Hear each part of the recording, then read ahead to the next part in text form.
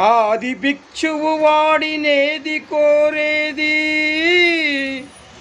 బూడిదిచ్చేవాడినేది అడిగేది. ఆది భిక్షువు వాడినేది కోరేది, బూడిదిచ్చేవాడినేది అడిగేది.